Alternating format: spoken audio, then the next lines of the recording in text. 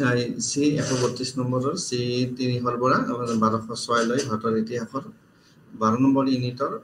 মাহমুদ গজনী আৰু মোহাম্মদ ঘৰীৰ আক্ৰমণ আৰু প্ৰতিৰোধৰ দ্বিতীয় অংশটো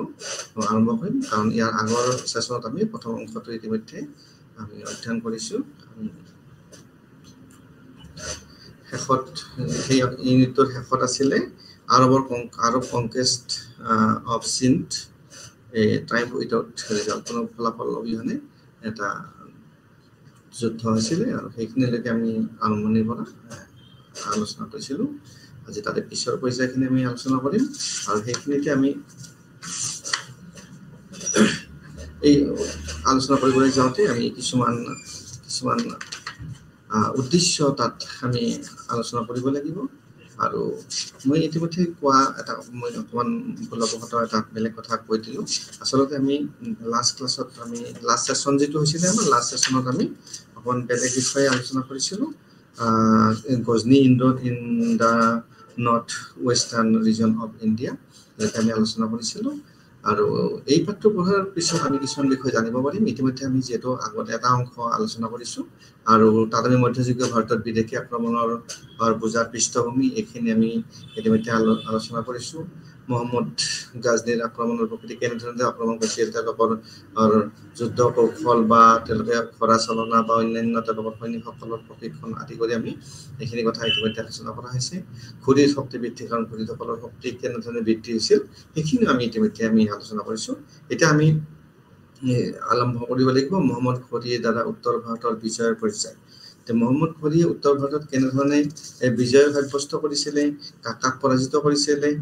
কেনেধৰণে পৰাজিত কৰিছিলে, সেই সম্বন্ধে আমি আজিৰ অধ্যয়নৰ জৰিয়তে আমি জানিব পাৰিম। আৰু তাৰপিছতে আমি দেখিবলৈ পাম যে ৰাজপুতসকলৰ পৰাজয়, কাৰণ ৰাজপুতসকলৰ পৰাজয় বিভিন্ন ধৰণৰ কাৰণ আছিলে। তাৰে ভিতৰত আমি যদি চাব যাওঁ যে তেওঁলোকৰ ডিচইউনিটি, মানে ইণ্টিগ্ৰেশ্যনৰ অভাৱ, বা ৰণকৌশল বা ঘোঁৰাৰ ব্যৱহাৰ বা বিভিন্ন ধৰ্মীয় কাৰক, সেইবিলাক কাৰণত ৰাজপুতসকলৰ পৰাজয় হৈছিলে। আৰু তাৰপিছত আমি জানিব পাৰিম যে মোহাম্মদ ঘৰীৰ সফলতাৰ আঁৰৰ কাৰণসমূহ, যে মোহাম্মদ ঘৰী কি কাৰণত সফল হৈছিল। আৰু এই কাৰণ বুলি কোৱাৰ লগে লগে আমি এইখিনি জানিব পাৰিম যে তেওঁলোকৰ যুদ্ধ ষ্ট্ৰেটেজি বা তেওঁলোকৰ ৰণকৌশল, বা আমি আন এটা বিষয় আমি চাব পাৰোঁ যে তেওঁলোকৰ ঘোঁৰাবিলাকো আনকি এই ভাৰতৰ ঘোঁৰাবিলাকতকৈ শক্তিশালী আছিল। তাৰ ঘোঁৰা চালকসকল বা তাৰ যিবিলাক ট্ৰাইবছে তাত যুদ্ধত সহযোগিতা কৰিছিল, সেইসকল অতি শক্তিশালী আছিল। আৰু বিভিন্ন কৌশলগত একতা বা ধৰ্মীয় কাৰণ, এইবিলাক কাৰণতে তেওঁলোকে সফলতা অৰ্জন কৰিছিলে। আৰু পিছত আমি চাব পাম যে গজনী আৰু ঘুৰিদসকলৰ মাজত পাৰ্থক্য, গজনবী আৰু ঘুৰিদসকলৰ মাজত কিছুমান পাৰ্থক্য আছিল, কিছুমান চেন্ট্ৰেলাইজ, কিছুমান ডিচেন্ট্ৰেলাইজ, আৰু বিভিন্ন কাৰণত তেওঁলোকৰ মাজত পাৰ্থক্য আছিল। এই পাঠ্য অধ্যয়ন কৰাৰ পিছত আমি সেই বিষয়ে আমি বিতংভাৱে জানিব পাৰিম। যেহেতু আমি আগৰ পাঠটোকে আমি কণ্টিনিউ কৰিছোঁ পিছৰখিনি, গতিকে ইয়াত আমি তাত এটা পৰিচয় হিচাপে আমি আগবঢ়াব পাৰোঁ। আৰু এই পৰিচয়ত আমি দেখা পাম যে পিছৰ ফালে আমি ইয়াত আলোচনা কৰিম যে আৰব শাসন কেৱল সিন্ধু অঞ্চল আৰু ভাৰতীয়সকলৰ মাজত সীমাবদ্ধ আছিল, আৰু কোনো আৰব আক্ৰমণৰ ভয় নকৰাকৈ তেওঁলোকে ৰাজ্যসমূহ শাসন কৰিছিল। অৱশ্যে তুৰ্কীসকলৰ উত্থানৰ লগে লগে একাদশ আৰু দ্বাদশ শতিকাত মধ্য এছিয়াত এই পৰিস্থিতি সলনি হয়, কাৰণ তেওঁলোকৰ শক্তি বৃদ্ধি পাবলৈ ধৰিলে, আৰু উত্তৰ পশ্চিম সীমাত ভৰি দিয়াৰ পিছতে ইছলাম মুছলিম তুৰ্কীসকলে ভাৰতত প্ৰৱেশ কৰিব পাৰে, আৰু তেওঁলোকে মোহাম্মদ গাজনী, মুইজুদ্দিন মোহাম্মদ ঘৰী তেওঁলোকে ভাৰত শাসন কৰিবলৈ আৰম্ভ কৰে। দশম আৰু দ্বাদশ শতিকাৰ ভিতৰত ভাৰতত তেওঁলোকে লুণ্ঠন কৰিছিল, আৰু বিভিন্ন জেগা জয় কৰিবলৈ তেওঁলোকে সক্ষম হৈছিলে। এই গোটত আমি মধ্যযুগীয় ভাৰতৰ প্ৰাৰম্ভিক অন্যান্য বৈশিষ্ট্যৰ বিষয়ে আমি বৰ্ণনা কৰিব পাৰিম, বা মোহাম্মদ গজনী মুছলমান তুৰ্কী আক্ৰমণকাৰীসকলৰ আক্ৰমণ কেৱল যে লুণ্ঠনৰ দ্বাৰা একাদশ শতিকাৰ আৰম্ভণিতে আৰম্ভ হৈছিলে। ইয়াৰ ক্লাইমেক্সটো চাবলৈ গৈছিল মোহাম্মদ গজনী। আৰু আমি গোটেই লক্ষ্য কৰা হৈছিল যে আক্ৰমণৰ বিভিন্ন পৰ্যায়ৰ বিষয়ে আলোচনা কৰা, বা ভাৰত মুছলমান শাসনৰ বিজয় আৰু সম্প্ৰসাৰণ, আৰু লগতে এনে পৰিঘটনাৰ সহায় কৰা কাৰকসমূহ, কিছুমান কাৰক আছে, সেইবিলাকৰ বিষয়ে আমি আলোচনা কৰিম ইয়াতে। এতিয়া আহিব গজনীৰ পতন আৰু মধ্য এছিয়া আৰু ভাৰতত ঘূৰিদৰ উত্থান। তো কেনেকে fall of the Ghaznavids and rise of the Ghurids in the Central Asia and India. তো নবিদৰ পতন হৈছিলে আৰু মধ্য এছিয়াত আৰু ভাৰতত ঘূৰিসকলৰ উত্থান হৈছিলে যে আমি দেখিবলৈ পাইছিলোঁ যে ভাৰতৰ পৰা লুণ্ঠন যিবিলাক সম্পদ লুণ্ঠন কৰিছিল মহম্মদে কিন্তু তাৰ পিছতে কিন্তু তেওঁ এজন ভাল আৰু এজন কেপেবল সক্ষম শাসক হ'ব নোৱাৰিলে বুলি কোৱা হৈছে আৰু তেওঁৰ কোনো মানে স্থায়ী প্ৰতিষ্ঠান নিৰ্মাণ কৰা নাছিল তেওঁলোকৰ ৰাজ্যৰ বাহিৰত খালি শাসন আৰু অত্যাচাৰ চলাই গৈছিল সেইকাৰণে তেওঁ ভাল আৰু সক্ষম শাসক হ'ব নোৱাৰে বুলি কোৱা হৈছিলে আৰু দ্বাদশ শতিকাত গঠিত এটা একেবাৰে সৰু আৰু বিচ্ছিন্ন প্ৰদেশত অৱস্থিত ঘোৰৰ এটা ঘোৰিদৰ এক অপ্ৰত্যাশিত উত্থান হৈছিল আৰু সেইটো গজনবী সাম্ৰাজ্য আৰু চেলিকেছৰ মাজত এক আমি অস্বাভাৱিক বিকাশ দেখিবলৈ পাইছিলোঁ আৰু ই বৰ্তমান সময়ত আটাইতকৈ কম বিকশিত যি অঞ্চল আছে সেইবিলাকৰ ভিতৰত এটা অঞ্চল আছিলে ই গজনবীৰ পশ্চিম আৰু হেৰাত প্ৰদেশৰ পূবে অৱস্থিত আছিল আৰু পশ্চিম আফগানিস্তান হেৰাত বা হৰি নদীৰ পূৰ্বৰ যিটো উপত্যকা আছে তাত আছিলে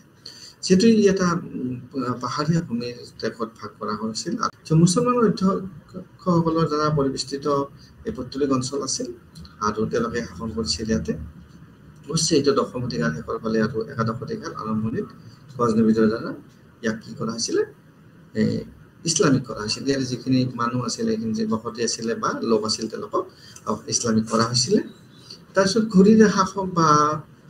চাঞ্চা বা নেতাসকল আছিল নম্ৰ আৰু তেওঁলোকে মূলতঃ তেওঁলোকৰ প্ৰধান জীৱিকা আছিল কৃষি পালন আৰু তেওঁলোকে কৃষি আৰু পশুপালন আৰু তেওঁলোকে দ্বাদশ শতিকাৰ মাজভাগত হেৰাতত হস্তক্ষেপ কৰি নিজকে কি কৰিছিলে সৰ্বশ্ৰেষ্ঠ কৰিবলৈ যথেষ্ট ধৰণে চেষ্টা কৰিছিল আৰু ইয়াৰ যে ৰাজ্যপাল আছিলে তেওঁলোকে চেলিকছ জৰ্জাৰ বিৰুদ্ধে বিদ্ৰোহ কৰিছিলে তাৰপিছত যিহেতু গজনবীসকলে তেওঁলোকৰ বন্দী কৰা ঘূৰিসকলৰ এই কাৰ্যৰ দ্বাৰা ভাবুক অনুভৱ কৰিছিল আৰু মৰিদ সম্ৰাট আলাউদ্দিন হুছেইন শ্বাহৰ ভায়েকক তেওঁলোকে প্ৰয়োজন দিছিলে আৰু পৰৱৰ্তী সময়ত তেওঁ গজনবী শাসক বাহৰাম শ্বাহক পৰাস্ত কৰিছিল আৰু গজনী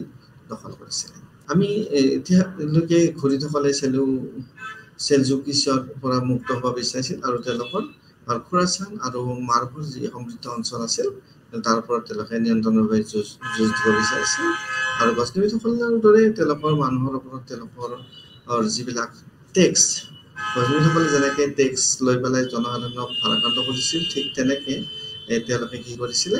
মানুহৰ ওপৰত ভাৰাক্ৰান্ত কৰিছিল শুল্ক দি পেলাই আৰু তাৰ পৰা তেওঁলোকে কি হৈছিলে অপ্ৰিয় হৈ পৰিছিল জনসাধাৰণৰ মাজত কাৰণ টেক্স কৰ কথা যদি অধিকভাৱে মানে প্ৰচলন কৰা হয় মানুহৰ ওপৰত জাপি দিয়া হয় তেতিয়াহ'লে স্বাভাৱিকতে তাৰ মানুহ জনসাধাৰণ বা প্ৰজাসকল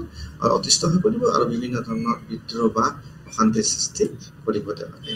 এইটো ইয়াত তেওঁলোকৰ কি কৰিছিলে অঞ্চলত তেওঁলোকৰ কৰ্তৃত্ব আৰু শৃংখলা বজাই ৰাখিবলৈ কঠিন কৰি তোলে কাৰণ ৰজাৰ প্ৰতি তেওঁলোকে আনুগত্য স্বীকাৰ কৰিবলৈ বা ৰজাৰ সকলো কথা শুনিবলৈ তেওঁলোকে কিছুমান অসুবিধাৰ সন্মুখীন হৈছিলে কাৰণ তেওঁলোকক বিভিন্ন ধৰণৰ কৰ কাটাল লগাই পেলাই তেওঁলোকক ব্যতিব্যস্ত কৰি তোলা হৈছিলে ইয়াৰ বাহিৰেও তেওঁলোকে অক্সাছ নদী আৰু নদীৰ আনটো জনজাতিৰ সৈতে বিভিন্ন ধৰণৰ বিবাদত লিপ্ত হৈ থাকিবলগীয়া হৈছিলে গতিকে লিপ্ত হৈ থাকিব লাগিলে তেওঁলোকৰ বিভিন্ন ধৰণৰ অসুবিধাৰ সন্মুখীন হ'বলগীয়া হয় দ্বাদশ শতিকাত ভাৰতত তেওঁলোকে প্ৰৱেশ কৰাৰ আঁৰত বহুতকেইটা কাৰণ আছিল আৰু বহুত কাৰণ আছিলে গিয়াছুদ্দিন মুহাম্মদ যি 1163 চনত ঘোৰৰ শাসক হৈছিল তেওঁ ঘোৰৰ শাসক হৈছিল আৰু তেওঁৰ সৰু ভায়েকক কি কৰিছিলে সৰু ভায়েক আছিল মুইজুদ্দিন মুহাম্মদ আৰু তেওঁ কি কৰিছিলে গজনাৰ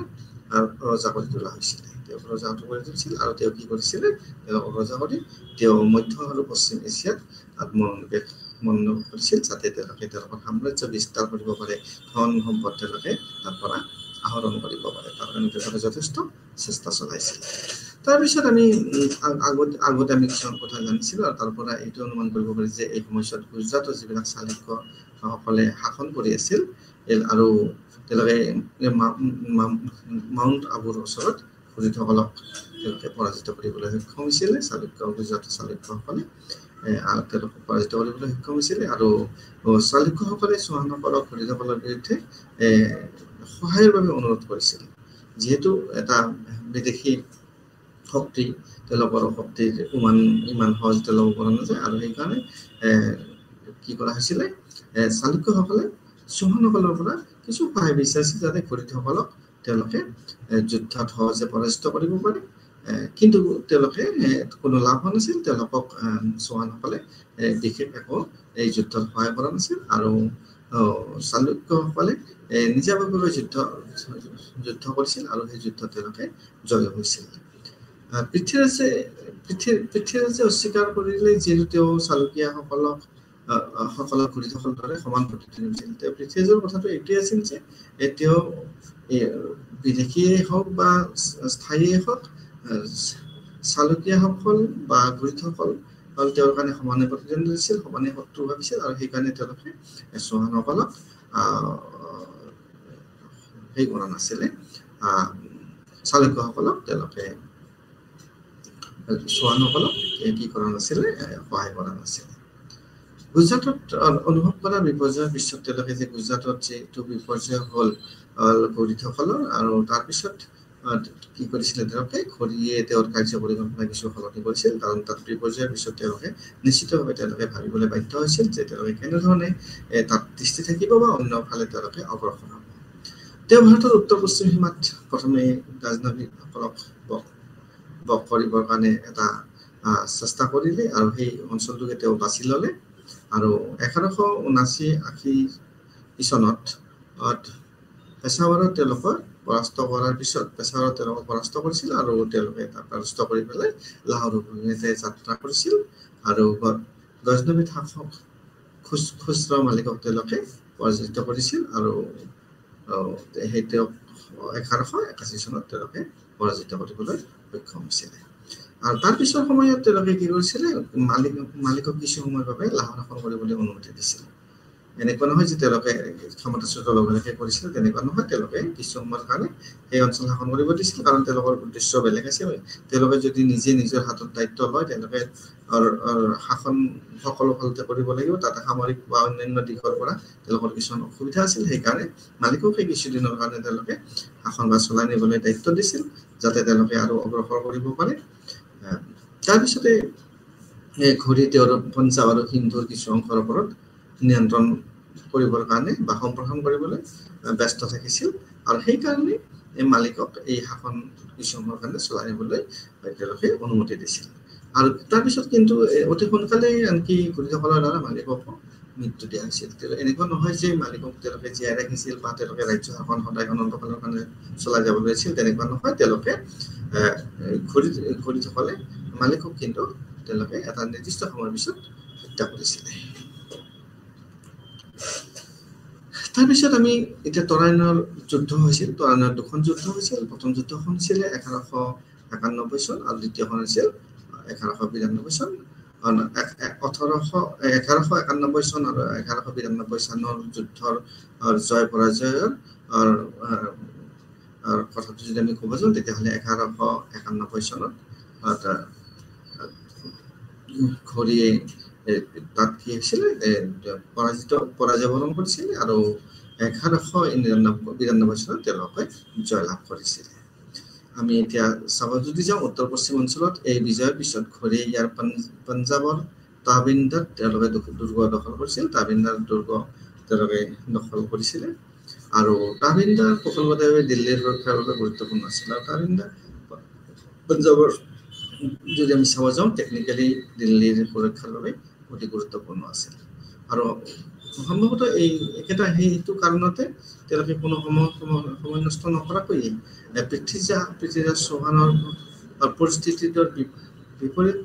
কৰিবলৈ তাবিন্দাত উপস্থিত হৈছিল যাতে তেওঁলোকে পৃথ্বীৰাজ চৌহানক তেওঁলোকে পৰাজিত কৰিব পাৰে তেনেধৰণৰ এটা পৰিকল্পনা হাতত লৈছিল আৰু 1191 চনত দুটা শক্তিৰ মাজত যুদ্ধ সংঘটিত হৈছিল অৰ্থাৎ পৃথ্বীৰাজ চৌহান আৰু এই যে আমি দেখিবলৈ পাইছোঁ ঘড়ীৰ বাহিনী তেওঁলোকৰ মাজত যুদ্ধ সংঘটিত হৈছিল আৰু দুটা শক্তিৰ মাজত যুদ্ধ সংঘটিছিল আৰু এই যুদ্ধ কি বুলি কোৱা হয় তৰাইনৰ প্ৰথম যুদ্ধ বুলি জনা যায় কাৰণ তৰাইন নামৰ ঠাইত যুদ্ধ হৈছিল সেইকাৰণে তৰাইনৰ প্ৰথম যুদ্ধ বুলি কোৱা হয় আৰু ইয়াত পৃথ্বীৰাজে যে অকল জিকিছিল এনে নহয় তেওঁ জিকিছিল আৰু আনকি ঘড়ীক খুব বেয়াকৈ তেওঁ আঘাতপ্ৰাপ্ত কৰিব পাৰিছিলে তেওঁ বেয়াকৈ আঘাতপ্ৰাপ্ত কৰিছিলে কিন্তু ঘড়ীৰ মানে সৌভাগ্য আছিল যে ঘড়ীৰ এক খালজিৰ এজন ঘৰ চালকে তেওঁক সুৰক্ষা স্থানলৈ লৈ গৈছিল আৰু তাৰ ফলত তেওঁৰ প্ৰাণ ৰক্ষা কৰিছিল। কিন্তু তেওঁ খুব বেয়াকৈ তৰাইনৰ প্ৰথম যুদ্ধত পৃথ্বীৰাজ চৌহানৰ হাতত পৰাজয় বৰণ কৰিছিলে। কিন্তু তেওঁ মৃত্যুৰ পৰা ৰক্ষা কৰিছিলে তেওঁক এজন ঘোঁৰা চালকে। এই বিজয়ৰ সৈতে পৃথ্বীৰাজে ঘোঁৰীসকলক সহজভাৱে লৈছিল আৰু অনুমান কৰিছিল যে গজনবিদসকলৰ দৰে ঘোঁৰীসকল ভাৰতৰ বাহিৰৰ একেবাৰে সীমান্ত অঞ্চলৰ লগত শাসন কৰিব। এইটো তেওঁৰ ভুল ধাৰণা আছিল যে পৃথ্বীৰাজ চৌহানৰ যে তেওঁলোকে যিহেতু ঘোঁৰীক খুব বেয়াকৈ পৰাস্ত কৰিছিল আৰু আঘাতপ্ৰাপ্ত কৰিছিল, গতিকে তেওঁলোকে আৰু ভাৰতৰ বাহিৰৰ সীমান্ত অঞ্চলৰ মধ্যে শাসন কৰিব, ভিতৰত অঞ্চল নকৰিব। আৰু এইটোৱে হয়তো তেওঁৰ ভুল ধাৰণা আছিল। আৰু তাৰপিছত ঘোঁৰীৰ আক্ৰমণত তাৱাৰ হিন্দক কেৱল তেওঁৰ দ্বাৰা সীমান্ত আক্ৰমণ হিচাপে গণ্য কৰা হৈছিল আৰু তেওঁ বজাই ৰাখিছিল বাহিৰৰ অঞ্চলৰ পৰা ঘোঁৰী বাহিনীক উৎখাত নকৰাত আত্মসন্তুষ্টি। আৰু ইয়াৰ কাৰণে কি হৈছিলে, কিছু সময়ৰ পিছত তেওঁলোকৰ কিছুদিন পিছত বা তাৰ কিছু সময়ৰ পিছত তেওঁলোকে তাৰ কাৰণে অধিক মূল্য দিবলগীয়া হৈছিল, কাৰণ তাৰপিছতে তৰাইনৰ দ্বিতীয় যুদ্ধ হৈছিল আৰু দ্বিতীয় যুদ্ধত পৃথ্বীৰাজ বাহিনী পৰাজিত হৈছিলে। তো তুৰ্কী বাহিনীয়ে 1192 চনত দ্বিতীয়বাৰৰ বাবে আক্ৰমণ কৰিছিল, যাক তৰাইনৰ দ্বিতীয় যুদ্ধ বুলি কোৱা হয়। আমি প্ৰথম যুদ্ধৰ কথা ক'লো ইতিমধ্যে। আৰু প্ৰথম যুদ্ধত ঘোঁৰীয়ে খুব বেয়াকৈ পৰাজিত হৈছিলে আৰু সেইকাৰণে ইমিডিয়েটলি তেওঁলোকে দ্বিতীয় যুদ্ধ আৰম্ভ কৰিছিলে। আৰু দ্বিতীয় যুদ্ধত এইবাৰ ঘোঁৰীয়ে খুব এটা ভাল প্ৰিপাৰেশ্যন লৈ পেলাই আহিছিল আৰু চৌহানসকলক পৰাজিত কৰিবৰ কাৰণে একদম এটা সতৰ্ক তেওঁ এটা পদক্ষেপ হাতত লৈছিলে আৰু এটা পৰিকল্পনা কৰিছিল। আৰু সেই অনুসৰি তেওঁৰ সৈন্য বাহিনীত 1,20,000 পুৰুষ আছিলে আৰু তেওঁলোকে সম্পূৰ্ণৰূপে সজ্জিত আছিলে। তাৰপিছতে সপ্তদশ শতিকাত এজন ইতিহাসবিদে এই সৈন্য বাহিনীৰ কথা কৈ পেলাই কিবা এটা মত আগবঢ়াইছে। ফেৰিস্তা নামৰ এজন ব্যক্তিয়ে প্ৰকাশ কৰিছে যে পৃথ্বীৰাজৰ বাহিনীত এইটো আমি 1,20,000টো আমি দেখিলো যে চৌহানক পৰাস্ত কৰিবৰ কাৰণে ঘোঁৰীয়ে তেওঁৰ এটা পুৰুষেৰে গঠিত এটা সম্পূৰ্ণ সজ্জিত দল লৈ আহিছিলে সৈন্য বাহিনী। আৰু তাৰ বিপৰীতে ইতিহাসবিদ ফেৰিস্তাই উল্লেখ কৰিছে যে প্ৰকাশ কৰিছে যে পৃথ্বীৰাজ বাহিনীটো কিন্তু কম নাছিলে, 3 লাখ অশ্বাৰোহী আছিলে তেওঁৰ বাহিনীত। আৰু এই যিবিলাক পৰিসংখ্যা দেখুওৱা হৈছে, এইটোক এনেধৰণে কোৱা হৈছে যে এইটোক অতিৰঞ্জিত কৰা যেন এটা অনুমান হয়। আৰু সেইকাৰণে ফেৰিস্তাই এইটো কথা কোৱা নাছিলে যে তেওঁ ৰাইজ অফ হিন্দৰ পৰা সহায় বিচাৰিছিল আৰু ঘোঁৰীৰ বিৰুদ্ধে যোগদান কৰিছিল। তো পৃথ্বীৰাজৰ সম্প্ৰসাৰণবাদী প্ৰৱণতাই তেওঁৰ চুবুৰীয়া ৰাজ্যসমূহত বেছিভাগেই বিৰক্ত হোৱাৰ কথা উল্লেখ কৰা হৈছে। আৰু এই তেওঁৰ যিটো সম্প্ৰসাৰণবাদী তাৰ ফলত তেওঁলোকে প্ৰত্যাক্ৰমণ কৰিছিলে। আৰু বুৰঞ্জীবিদসকলৰ বাবে ফেৰিস্তাৰ দাবী তেওঁলোকে গ্ৰহণ কৰিব অলপ কঠিন অনুভৱ কৰিছিলে, কাৰণ তেওঁৰ কথাবিলাক শুদ্ধ যেন লগা নাছিল, এটা কণ্ট্ৰাডিক্টৰী মত যেন লাগিছিলে। আৰু যিহেতু তেওঁৰ দ্বাৰা বন্ধুত্বপূৰ্ণ ৰাইজৰ এটাও নাম দিয়া হোৱা নাই, এই ৰাইজসকল যিবিলাক তেওঁলোকৰ বন্ধু আছিল সেইসকল কিন্তু কাৰো ইয়াত নাম উল্লেখ কৰা হোৱা নাই। আৰু এইটো সেইকাৰণে এই দাবীটো সন্দেহজনক বুলি কোৱা হৈছে। সম্ভৱতঃ কি হৈছিলে যে পৃথ্বীৰাজ সৈন্য বাহিনীত তেওঁৰ যিবিলাক সামন্ততান্ত্ৰিক ব্যৱস্থা আছিল, তাত্ত্বিক আছিল, সেইসকলে তেওঁলোকক সামৰিক বাহিনীত তেওঁলোকৰ সামৰিক বাহিনীত তেওঁ সৈন্য বা অন্যান্য যোগান ধৰিছিল। তাৰপিছতে আমি আন এজন বুৰঞ্জীবিদৰ মত আমি ইয়াতে আলোচনা কৰিব লাগিব, আৰু সেইজন হৈছে সতীশ চন্দ্ৰ। তেওঁ মত প্ৰকাশ কৰিছিল যে তৰাইনৰ দ্বিতীয় যুদ্ধত এনেকুৱা যুদ্ধ আছিল য'ত অৱস্থানতকৈ অধিক যুদ্ধ চলাচল আছিল। অৰ্থাৎ তাত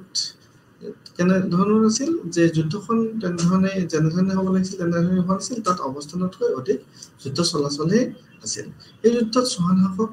কিন্তু বেয়াকৈ পৰাজিত হৈছিল আৰু তেওঁ তুৰ্কী বাহিনীৰ দ্বাৰা যিখন বৰ্তমানৰ হাৰিয়ানা আৰু হিছাৰ জিলাত চাহচুটি বা চিৰচাৰ ওচৰত ধৰা পৰিছিল, তুৰ্কী বাহিনীৰ হাতত ধৰা পৰিছিল। আৰু মিনহাজ চিৰাজ যে একে কথাকে উল্লেখ কৰিছে যে তেওঁৰ পৰাজয়ৰ পিছত তেওঁক বন্দী কৰা হৈছিল আৰু মৃত্যুদণ্ড দিয়া হৈছিল। তেওঁৰ মতে মিনা চিৰাজৰ মতে তেওঁৰ চৌহানৰ পৰাজয়ৰ পিছত তুৰ্কীবাহিনীৰ হাতত দ্বিতীয় তৰাণৰ যুদ্ধত তেওঁক মৃত্যুদণ্ড দিয়া হৈছিল। কিন্তু এটা আধুনিক উপলব্ধ সাংখ্যিক প্ৰমাণৰ আধাৰত হাছান নিজামী নামৰ এজন পণ্ডিতে আৰু এটা অন্য কথা কৈছে যে চিৰাজৰ এই দাবী খণ্ডন কৰিছিল তেওঁ, আৰু তেওঁ মত প্ৰকাশ কৰিছিল যে পৃথ্বীৰাজক তেওঁলোকে পৰাজয়ৰ পিছতে তেওঁলোকে হত্যা কৰা নাছিল আৰু আজমেৰ শাসন কৰিবলৈ তেওঁক অনুমতি দিছিল। তো পৃথ্বীৰাজৰ যিটো মুদ্ৰাৰ বা নিউমিছমেটিক যিটো এটা চ'ৰ্চ আছে সেইটোৰ পৰা আমি এটা কথা জানিব পাৰিছোঁ যে তাতে শ্ৰী মুহাম্মদ চাম বুলি তাত লিখা আছিল আৰু তাত উল্লেখ নিজামীয়ে এটা টকা দিছিলে আৰু তেওঁ সন্মতি জনাই পৃথ্বীৰাজক তেওঁৰ বিদ্ৰোহৰ পিছতে মৃত্যুদণ্ড দিয়া হৈছিল বুলি ইয়াত কোৱা হৈছে। গতিকে বিভিন্ন বৰ্ণবিধৰ মাজত বিভিন্ন ধৰণৰ মত প্ৰকাশ কৰিছিল, কিন্তু এইটো সত্য যে তৰাণৰ দ্বিতীয় যুদ্ধত তেওঁৰ পৰাজয় হৈছিল আৰু পৰাজয়ৰ পিছত তেওঁৰ মৃত্যুদণ্ড দিয়া হৈছিল। তাৰপিছত আমি অন্য এটা বিষয়লৈ আগবাঢ়িছো। তো উজনি গংগা উপত্যকাৰ দিশে আগমন, তেওঁলোকে গংগা উপত্যকাৰ ফালে এইখিনি কৰাৰ পিছত তেওঁলোকে অগ্ৰসৰ হৈছিল এটা নেক্সট এক অঞ্চললৈ, যাতে তেওঁলোকে সম্প্ৰসাৰণ আৰু তাত শাসন চলাব পাৰে। আৰু যুদ্ধৰ পিছত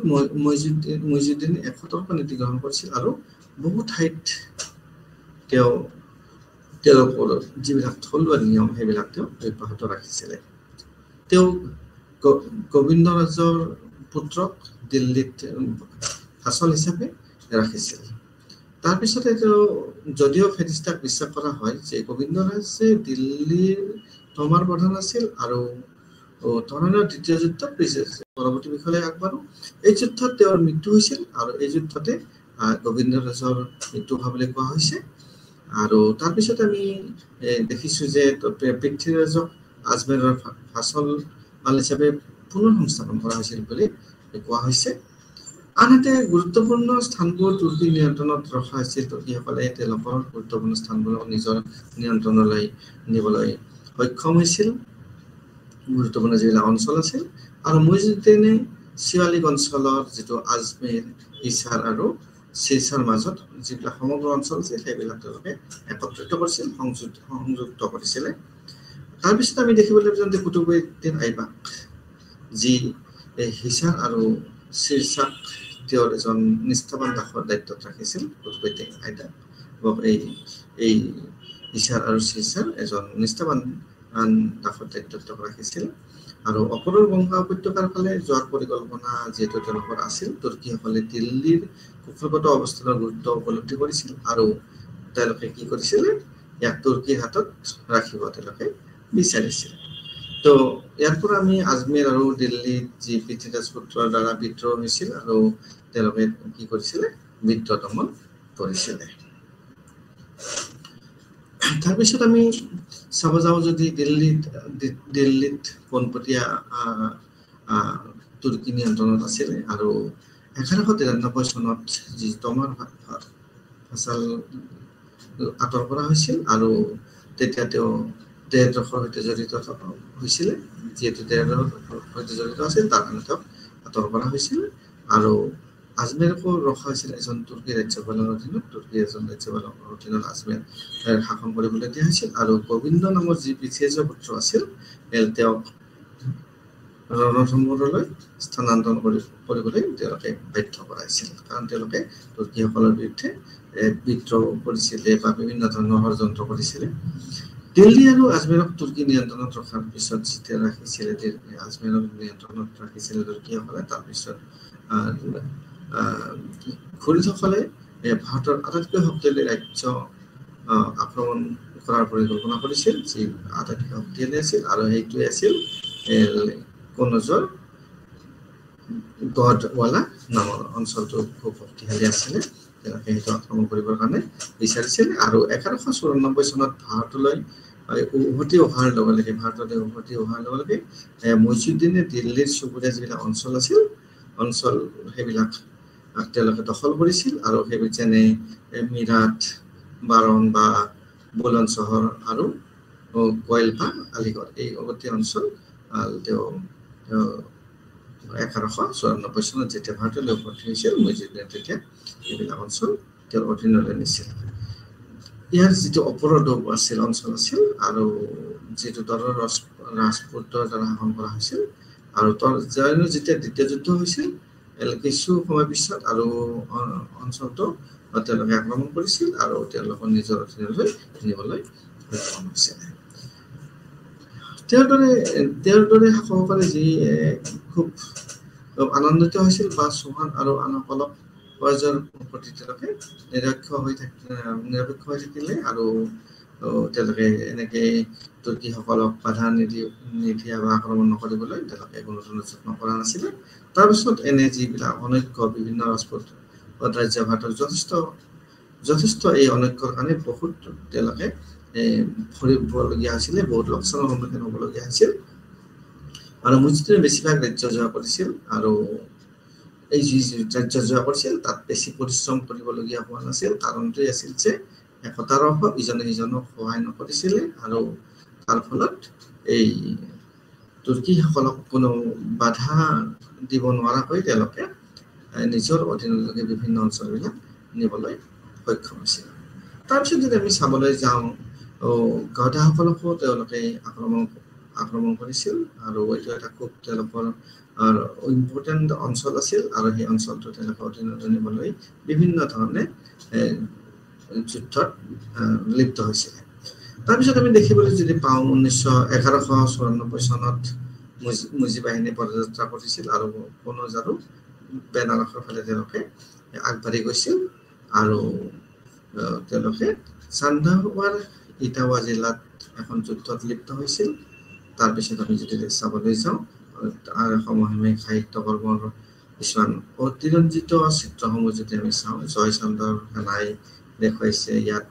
৮০,০০০ অস্ত্ৰ ৩০,০০০ অশ্বাৰোহী ৩ লাখ পদাতিক ২ লাখ ধনুৰ্ধৰ আছে বুলি তথাপিও গদাসকলক বেয়াকৈ পৰাজিত হৈছিল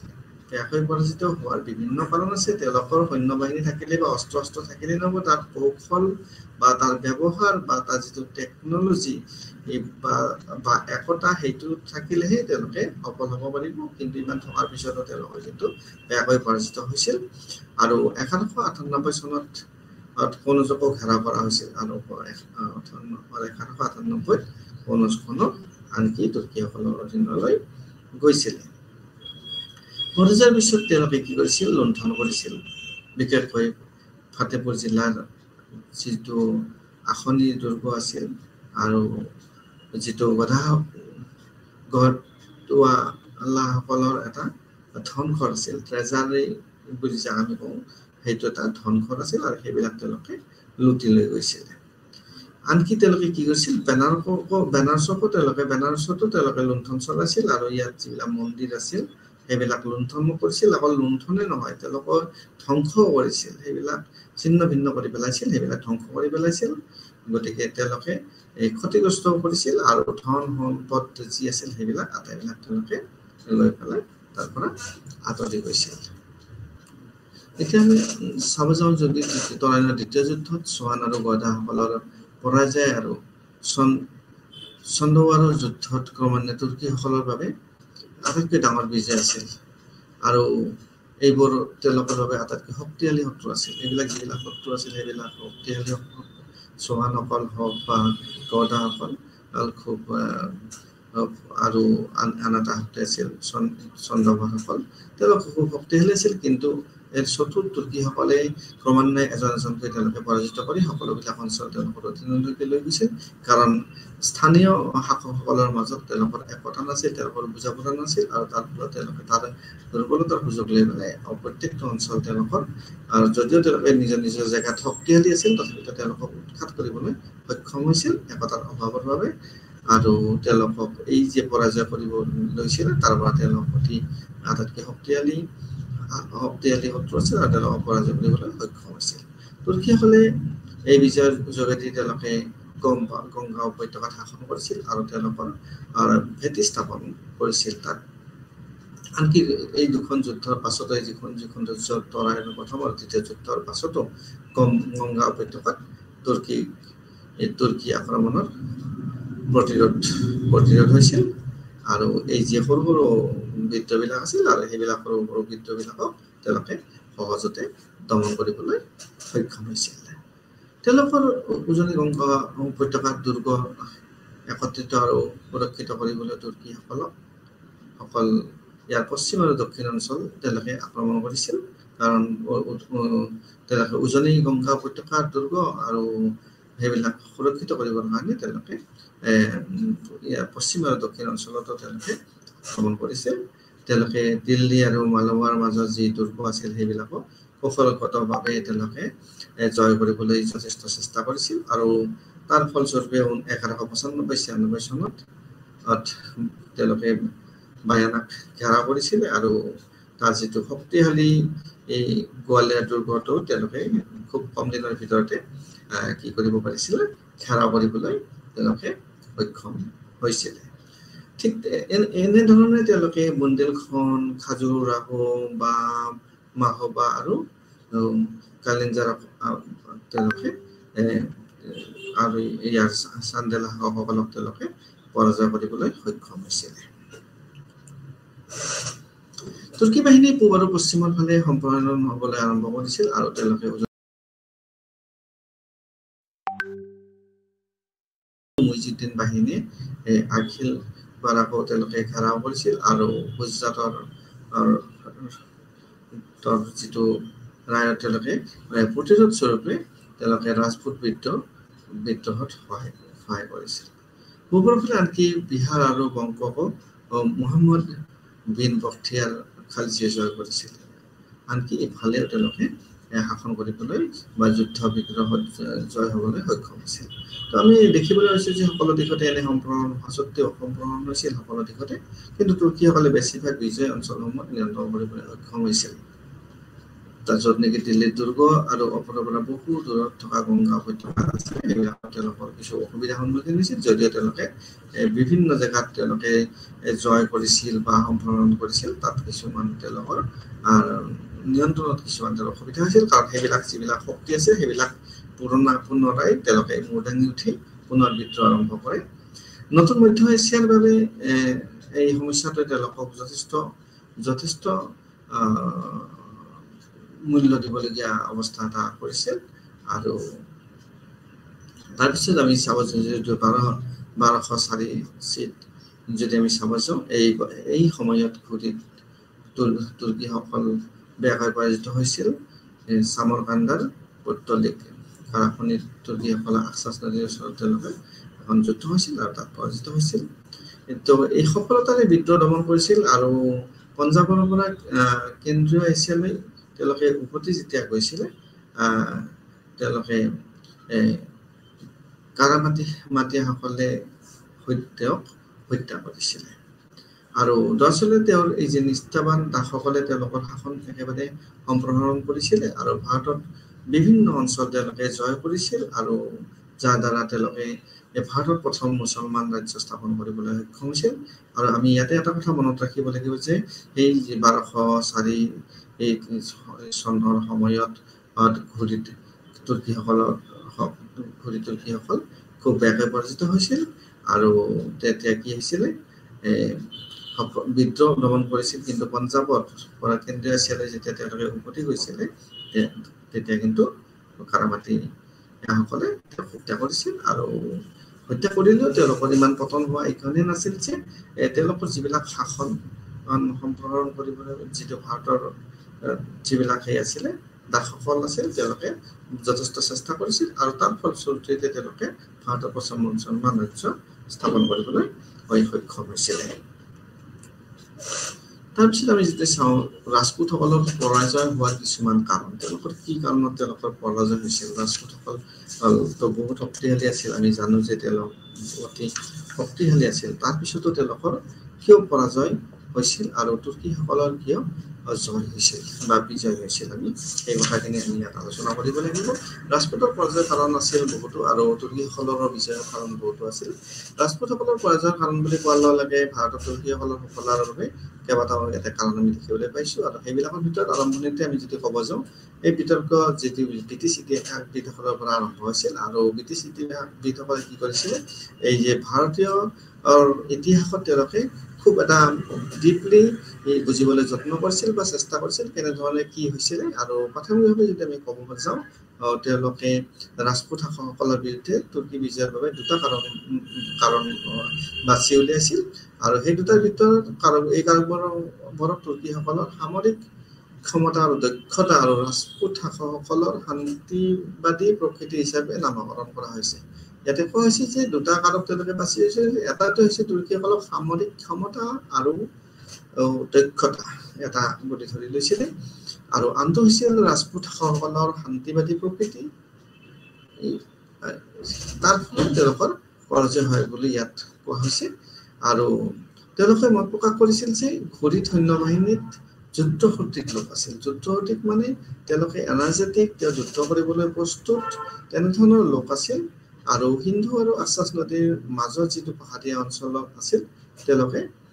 এই মধ্য এছিয়া জনজাতি আছিল আৰু এই অঞ্চলতে তেওঁলোকে বাস কৰিছিল আৰু তেওঁলোকৰ এটা যুদ্ধ দেহী মনোভাৱ আছিল আৰু তাৰ ফলত তেওঁলোকে তুৰ্কীসকলৰ ঘূৰিসকলে সফলতা লাভ কৰিছিল আৰু লগতে আমি আৰু এই বুদ্ধিজীৱীসকলে আৰু ক'ব খুজিছে যে তেওঁলোকে সামৰিক প্ৰশিক্ষণ আৰু দক্ষতা লাভ কৰিছিল এই সৈন্যসকল যিবিলাক আছিলে এই যিবিলাক মধ্য এছিয়াৰ জনজাতীয় লোকসকল আছিল তো এওঁলোক সামৰিক প্ৰশিক্ষণ লাভ কৰিছিল তেওঁলোকে দক্ষ হৈছিল এফিচিয়েণ্ট হৈছিল আৰু মধ্য আৰু পশ্চিম এছিয়াত এই যিবিলাক ভয়ংকৰ জনজাতিৰ বিৰুদ্ধে তেওঁলোকে কি কৰিছিল যুঁজ দিছিলে যুঁজ দিয়া তেওঁলোকৰ অভিজ্ঞতা আছিলে তেওঁলোকে কৌশল আয়ত্ত কৰিছিলে তেওঁলোকে প্ৰশিক্ষণ লাভ কৰিছিলে আৰু তাৰ ফলত তুৰ্ক আৰু ভাৰতীয়সকলৰ মাজত তুলনাত যদি আমি এটা চাওঁ যে তেতিয়া আমি এই শান্তিবাদী প্ৰকৃতি হোৱাৰ বাবে তেওঁলোকে যদিও প্ৰশিক্ষণ আছিল প্ৰশিক্ষণৰ অভাৱ আছিল এইসকলৰ ভাৰতীয়সকলৰ আৰু তাৰ ফলত ৰাজপুতসকলৰ পৰাজয় হোৱা বুলি তাত অনুমান কৰা হৈছিলে তাৰপিছত যদি আমি আৰু আগবাঢ়ো তো যদুনাথ চৰকাৰে আকৌ এটা বেলেগ ধৰণে মত আগবঢ়াইছে যদুনাথ চৰকাৰ আৰু মহম্মদ হাবিবে আৰু বেলেগ ধৰণে মত আগবঢ়াইছে এওঁলোকে বিচাৰি উলিয়াইছে যে ভাৰতীয় সামাজিক গাঁথনিৰ বাবে তুৰ্কীৰ সফলতা আৰু লগতে নতুনকৈ সৃষ্টি কৰা যিটো ইছলাম ভাৰতত ইছলাম আছিল সেইটো এটা ভাৰতৰ সামাজিক গাঁথনি ছ'চিয়েল ষ্ট্ৰাকচাৰ আৰু ইছলামীকৰণৰ যিটো এটা প্ৰক্ৰিয়া আছিলে তাৰ ফলতে তুৰ্কীসকলে সফল হ'বলৈ সক্ষম হৈছে বুলি তাত কোৱা হৈছে আৰু হয়তো এইবিলাক কাৰণে তেওঁলোকে বাছি ওলাইছে আৰু যদি আমি চাব যাওঁ সামাজিক ছ'চিয়েল ষ্ট্ৰাকচাৰ উচ্চ নিজ ধনী দুখীয়া এনেধৰণৰ যিটো সমাজ ব্যৱস্থা আছিলে আৰু সকলো শ্ৰেণীৰ লোকে ইয়াত যুদ্ধত অৱতীৰ্ণ হ'ব নোৱাৰিছিল তাত নিৰ্দিষ্ট কিছুমান লোকেহে যুদ্ধ কৰিব পাৰিছিল আৰু তাৰ ফলত কিছুমান যুদ্ধ সৈনিকৰো অভাৱ হৈছিল আৰু সকলোৱে সহযোগিতা কৰিব পৰা নাছিল আৰু ধৰ্মৰ ক্ষেত্ৰতো কিছুমান কাৰক আছিলে চৰকাৰে ইছলামৰ দ্বাৰা প্ৰদান কৰা বৈশিষ্ট্যৰ ওপৰত গুৰুত্ব আৰোপ কৰিছিল তো আৰবৰ পাঠান তুৰ্কী আদিৰ দৰে যিবিলাক মুছলমান গোট আছে তেওঁলোকে খুব ইউনিফাইড আছিলে খুব নিজৰ ধৰ্মৰ প্ৰতি বিশ্বাসী আছিলে আৰু সেইটোৱে হয়তো তেওঁলোকক ভাৰতত সফলতা অৰ্জন কৰাত সহায় কৰিছিল আৰু সেইটোৱে প্ৰস্তুত কৰিছিল ভাৰতত তেওঁলোকৰ বিজয়ৰ পিঠি আৰু তাৰ ফলতে তেওঁলোকে ভাৰতত বিজয় লাভ কৰিবলৈ সক্ষম হৈছিলে তাৰপিছত যদি আমি চাবলৈ যাওঁ তেওঁলোকে এটা বিশ্বাস ৰাখিছিল ইছলাম ব্যৱস্থাৰ ওপৰত আৰু সেই তেওঁলোকৰ অনুভূতি আছিলে আৰু সেই হিচাপে তেওঁলোকে আগবাঢ়ি গৈছিল তেওঁলোকে কাম কৰি গৈছিল আৰু তাৰ ফলত তেওঁলোকে বিজয় সাব্যস্ত কৰিবলৈ সক্ষম হৈছিল এতিয়া বিভিন্ন গোটৰ লোকসকলৰ মাজত একতাৰ এক শক্তিশালী বন্ধন প্ৰদান কৰিছিল আৰু অনুপ্ৰাণিত কৰিছিল তেওঁলোকক যে এটা শক্তিশালী মনোভাৱ বা শক্তিশালী অভিযান হাতত লৈ আগবাঢ়িবলৈ তেওঁলোকক উৎসাহ প্ৰদান কৰা হৈছিল তাৰপিছত আমি দেখিব পাম যে হাবিবে যুক্তি দিছিল যে বিখ্যাত বুৰঞ্জীবিদ হাবিবে যুক্তি দিছিল যে হিন্দু শাসকসকলৰ দ্বাৰা কৰিত আক্ৰমণৰ প্ৰতিৰোধ দুটা দ্বাৰা পূৰ্ণ কৰা হৈছিল। আৰু সেই কালক্ৰমে আমি যদি চাব যাওঁ, যিহেতু জাতি ব্যৱস্থাই কেৱল যোদ্ধা ক্ষত্ৰিয়সকলক যুদ্ধত অংশগ্ৰহণ কৰিবলৈ অনুমতি দিছিল, তো জাতি ব্যৱস্থা প্ৰচলন আছিল সেই সময়ত ভাৰতত, আৰু অকল ক্ষত্ৰিয়সকলহে যে যুদ্ধত অংশগ্ৰহণ কৰিব পাৰিব তেওঁলোককহে অনুমতি দিয়া হৈছিল। ই এটা প্ৰধান কাৰণ আছিল, কাৰণ অন্য হাতেদি তেওঁলোকে তুৰ্কীসকলে বা ঘুৰিদসকলে তেওঁলোকে তেনেধৰণৰ কোনো ব্যৱস্থা নাছিল, তাত বিভিন্ন লোকে তাত যুদ্ধত অংশগ্ৰহণ কৰিব পাৰিছিল। তো ইয়াত সংখ্যাগত ফালৰ পৰা বা কৌশলগত ফালৰ পৰা আমি যদি চাব যাওঁ, এটা নিৰ্দিষ্ট জাতিয়ে ইয়াত যুদ্ধত অংশগ্ৰহণ কৰিবলৈ অনুমতি পাইছিল। ই হিন্দু সাম্ৰাজ্যৰ সামৰিক কাৰ্যকাৰিতা গুৰুতৰভাৱে ক্ষতিগ্ৰস্ত কৰিছিল। মহম্মদ হাবিবৰ মতে ই হিন্দু ৰাজ্যসমূহৰ সামৰিক কাৰ্যকাৰিতাত গুৰুতৰভাৱে ক্ষতিগ্ৰস্ত কৰিছিল। নিশ্চিতভাৱে এটা নিৰ্দিষ্ট জাতিৰ ওপৰত গোটেই যদি ব্যৱস্থাটো তুলি দিয়া হয় সামৰিক ক্ষেত্ৰত, তেতিয়া নিশ্চিতভাৱে তাত অসুবিধাৰ সন্মুখীন হ'বই। তো প্ৰথম যুক্তিটো তেওঁ এনেধৰণে আগবঢ়াইছিলে। তাৰপিছত যদি আমি চাব যাওঁ, জাতি ব্যৱস্থাই হিন্দু সমাজত সামাজিক ঐক্যক ইয়াৰ তুলনাত সমতাত বিশ্বাস কৰা মুছলমান সমকক্ষক ৰেহাই দিছিল। ইয়াতো বিভিন্ন ধৰণৰ কথা আহিছিলে, আৰু সেয়েহে এটা শাখা মুছলিম সমাজৰ নগৰীয়া জনতাত এক উন্নত সামাজিক স্থিতিৰ বাবে ইছলাম গ্ৰহণ কৰিছিলে। তো ধৰ্ম ব্যৱস্থাটো এটা ধৰ্মান্তৰণ বা ধৰ্ম ব্যৱস্থাটো এটা কাৰক আছিলে। ঐতিহাসিক উৎসৰ পৰা এনেধৰণৰ মতামতৰ প্ৰত্যাখ্যান কৰা হৈছে যে জাত, মিনা আৰু কুবৰ্ণৰ যিবিলাক নিম্নবৰ্ণ ভোটবোৰ আছিল ৰাজপুত সৈন্য বাহিনীৰ অন্তৰ্ভুক্ত। তো যদিও আমি এতিয়া ইয়াত যদিও আমি ইয়াত আলোচনা কৰিছোঁ যে ক্ষত্ৰিয়সকলৰ কথা, কিন্তু ইয়াত কিন্তু আমি অলপ বেলেগ ধৰণে আমি ইয়াতে পাইছোঁ যে জাত বা মিনা আৰু কুবৰ্ণ এইবিলাক সকলো কিন্তু ৰাজপুত সৈন্য বাহিনীৰ অন্তৰ্ভুক্ত আছিল। গতিকে বুৰঞ্জীবিদসকলৰ মতৰ মাজত অমিল দেখিবলৈ পোৱা গৈছো, কাৰণ হয়তো আৰু অন্য বেলেগো হ'ব পাৰে। লগতে গণ ৰূপান্তৰৰ সমৰ্থন কৰা উৎসৰ দ্বাৰা শতিকাৰ আশে-পাশে ইছলামৰ বৈশ্য আৰু শূদ্ৰৰ অস্তিত্ব নাই। তো ইয়াত আৰু এটা কথা কৈছে যে ইয়াতে বৈশ্য আৰু শূদ্ৰৰ অস্তিত্ব নাই, গতিকে তেওঁলোকৰ ইছলামলৈ ৰূপান্তৰ হোৱাৰ সম্ভাৱনাটো আমি তেনেকে ক'ব নোৱাৰো। গতিকে এই যুক্তিবিলাক পুংখানুপুংখভাৱে অধ্যয়ন কৰিব লাগিব আৰু ইয়াত সত্যাসত্য উদ্ঘাটন কৰিব লাগিব। ইয়াৰ উপৰিও কোৱা হৈছে যে তেওঁলোকে দেখুৱাই যে হিন্দু শাসকসকলে মুছলমান বিজয়ীসকলক নিম্নবৰ্ণৰ অৱনমিত স্থিতিৰ প্ৰতি উদাসীন আছিল। তো বৰ্ণৰ কথাটো ইয়াত থাকিবই। তাৰপিছত যদি আমি যাওঁ, ৰাজপুতসকলৰ পৰাজয় আৰু তুৰ্কীসকলৰ বিজয়ৰ কাৰণবোৰ যে এই এটা কথা বা এটা সেয়ে হ'ব, সেইটো হ'ব নোৱাৰে কেতিয়াও। আমি নিজকে সীমাবদ্ধ কৰা আমি উচিত নহয় যে এটা নিৰ্দিষ্ট কাৰণৰ বাবে বা দ্বিতীয় যুদ্ধৰ পিছৰ পৰা ঘটি থকা ঘটনাবোৰৰ বাবে যে পৰাজয় হৈছিল, আমি সেইটো কথা আমি নিশ্চিতৰূপে আমি ক'ব নোৱাৰো। একাদশ শতিকাৰ আৰম্ভণিৰ পৰা ভাৰতৰ উত্তৰ পশ্চিম অঞ্চলত ঘটনাবোৰ বুজিব লাগিব। আমি সেই সময়ৰ একাদশ শতিকাৰ আৰম্ভণিৰ পৰা যি ভাৰতৰ উত্তৰ পশ্চিম অঞ্চলবিলাকৰ যিবিলাক ঘটনা ঘটিছিলে সেইবিলাক আমি অধ্যয়ন কৰিব লাগিব, আৰু তাৰ পৰা আমি উলিয়াই ল'ব লাগিব। মাহমুদৰ আক্ৰমণ আৰু লুণ্ঠন অভিযানৰ গজনী ভাৰতৰ বাহিৰৰ প্ৰতিৰক্ষা ভংগ কৰাৰ পিছতে ঘটিছিল। অৰ্থাৎ ভাৰতৰ উত্তৰ পশ্চিম অঞ্চলৰ আফগানিস্তান আৰু পঞ্জাৱ আছিল সেই সময়ত। আৰু তেওঁলোকে এটা হোল ৰাখিছিল এই অঞ্চলবোৰত মাহমুদে, আৰু ভাৰতত তেওঁৰ অধিক প্ৰৱেশৰ তেওঁলোকে পৰিকল্পনা কৰিছিল। ইয়াত মাহমুদৰ বিজয়ৰ বিভিন্ন ৰাজপুত ৰাজ্যৰ মাজত অনৈক্যৰ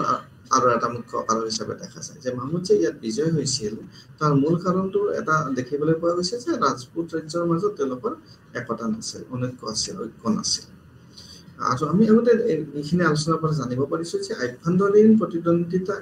ইমান শক্তিশালী আছিল যে মাহমুদৰ মৃত্যুৰ পিছতো আঞ্চলিক ৰাজ্যসমূহত বিভেদগ্ৰস্ত হৈ আছিল। যে আগতেতো আছিলেই, আৰু মাহমুদৰ মৃত্যুৰ পিছতো কিন্তু তেওঁলোকে শান্তি স্থাপন কৰিব পৰা নাছিল। বিভিন্ন ৰাজ্যসমূহৰ মাজতো তেওঁলোকৰ আৰু বিভেদগ্ৰস্ততা হৈ আছিল। তেওঁলোকৰ অনৈক্যৰ লগতে মাহমুদৰ উত্তৰাধিকাৰীসকলে কি কৰিছিলে, অনৈক্য যিহেতু হৈ আছিল, ৰাজস্থান, আজমেৰ, কনৌজ, বেনাৰস আদিত তেওঁলোকে অভিযান অব্যাহত ৰাখিছিল। এই অঞ্চলৰ শাসকসকলৰ মাজত একতা নাছিল, বুজাপৰা নাছিল, আৰু সেই কাৰণে তেওঁলোকক দুৰ্বল কৰিবলৈ তেওঁলোকে সক্ষম হৈছিল। ৰাজপুতসকলৰ সামাজিক ৰাজনৈতিক যিটো আমি বিশ্লেষণ সতীশ চন্দ্ৰই দিছে, তেওঁলোকৰ পৰাজয় যুক্তিসংগত কিছুমান কাৰণ আছে, আৰু এই কাৰণসমূহ তেওঁ দাবী কৰিছিল যে নহওক সংখ্যাত বা মাউণ্ট আৰু অস্ত্ৰৰ মানদণ্ড নিম্নমানৰ বা ৰাজপুতসকলৰ অভাৱ আছিল, বা সংগঠনত তেওঁলোকে নেতৃত্ব দিয়াৰ অভাৱ আছিল। এইটো কথা এতিয়া আমি বিশ্লেষণ কৰি গম পাব পাৰোঁ যে অস্ত্ৰ শস্ত্ৰই হওক বা তেওঁলোকৰ সামৰিক কৌশলেই হওক বা তেওঁলোকৰ সাংগঠনিক যিটো ব্যৱস্থা সেইটোৰ অভাৱ থকাৰ ফলতে এই ৰাজপুতসকলৰ পতন হৈছিলে। তেওঁলোকৰ সৈন্যবাহিনীৰ একত্ৰিত আদেশ নাছিল, তেওঁলোকৰ কোনো ধৰণৰ একত্ৰিত ইউনিফাইড কামাণ্ড নাছিলে, আৰু তেওঁলোকক বিভিন্ন সামন্তবাবুৰ দ্বাৰা সাহস যোগান ধৰা হৈছিল। তেওঁলোকৰ অধীনত থকা লোকসকলে তেওঁলোকক সময়ত প্ৰয়োজন হ'লে সৈন্যবাহিনী যোগান ধৰিছিল, আৰু বিপৰীতে কি কৰিছিলে, তুৰ্কী এই চুলতানসকলে তেওঁলোকৰ স্থায়ী সৈন্যবাহিনী আছিল, তেওঁলোকৰ ৰক্ষণাবেক্ষণ দিছিল, তেওঁলোকৰ ধন দিছিল, বা তেওঁলোকক বিভিন্ন প্ৰণালীৰ জৰিয়তে ইকতা প্ৰণালীৰ জৰিয়তে তেওঁলোকক পৰিশোধ কৰা হৈছিল। গতিকে তেওঁলোকৰ স্থায়ী আৰু তেওঁলোকৰ অস্থায়ী এই দুটাই মূল কাৰণ আছিলে। তেওঁলোকে দাস কৰিছিল আৰু তেওঁলোকক যুদ্ধ প্ৰশিক্ষণ দিছিল, আৰু তেওঁলোক অতি নিষ্ঠাবান আছিল, আৰু চুলতানৰ প্ৰতি তেওঁলোকে সমৰ্পিত আছিলে। তাৰপিছতে চন্দ্ৰই উল্লেখ কৰা ৰাজপুতৰ পৰাজয়ৰ আন এটা কাৰণ আছিলে ৰাজপুতসকলৰ কৌশলগত দৃষ্টিভংগী। যিটো কৌশলগত দৃষ্টিভংগী লাগে তেওঁলোকৰ সেইটোৰ অভাৱ আছিলে, আৰু সেইটোৱে তেওঁলোকক কেনেধৰণে পৰাজিত কৰিবলৈ সক্ষম হৈছিলে। তো আমি চাব লাগিব যে তেওঁলোকৰ কৌশল, তেওঁলোকৰ টেকনিক